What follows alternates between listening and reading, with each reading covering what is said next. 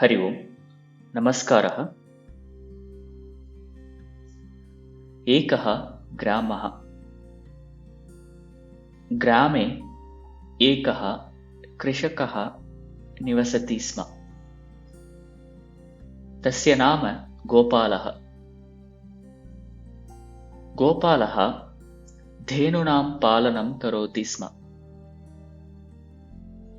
अत्र एषः गोपालः धेनुभ्यः प्राप्तस्य क्षीरस्य विक्रयणं कृत्वा जीवति स्म। एषः गोपालः लोभी आसीत्। अधिकं धनं सम्पादयितुम् इच्छति।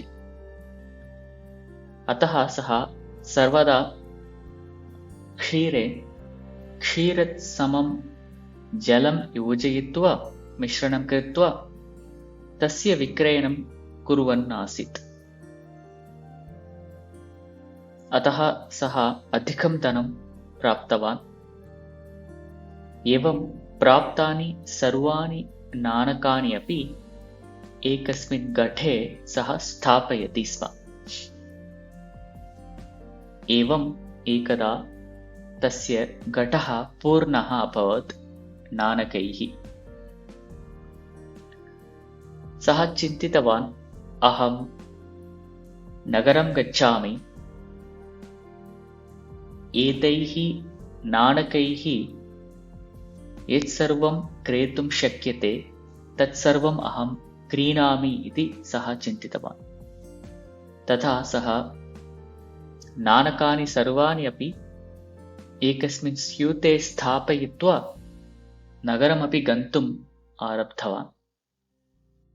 अत्र बहु दीर्घकाल प्रस्थानात् परं सः विश्रामं स्वीकर्तुम् इच्छति।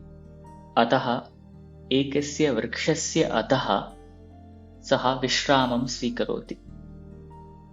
सः नाणकस्यूतं पार्श्वे स्थापयति, तत्रैव किञ्चित् विश्रामं स्वीकरोति।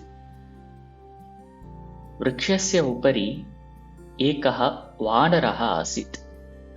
सः वानरः एतं तस्य स्यूतं च अपश्यत्। सः वानरः वृक्षात् अवतीर्य तं स्यूतं गृहीत्वा पुनः सः वृक्षम् आरूढवान्। एतद् सः गोपालः दृष्टवान्।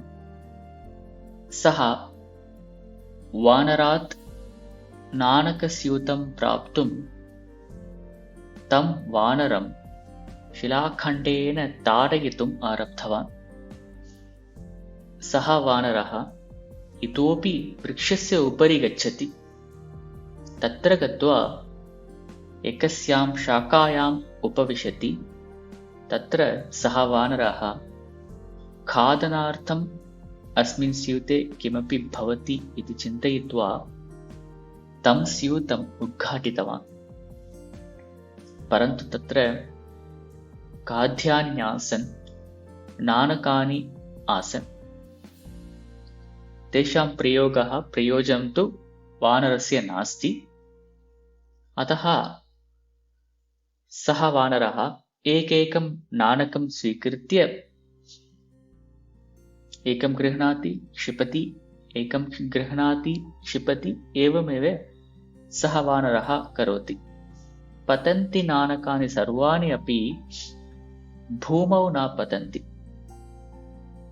अर्धनाणकानि भूमौ पतन्ति, अर्धनाणकानि नद्यां पतन्ति, जले।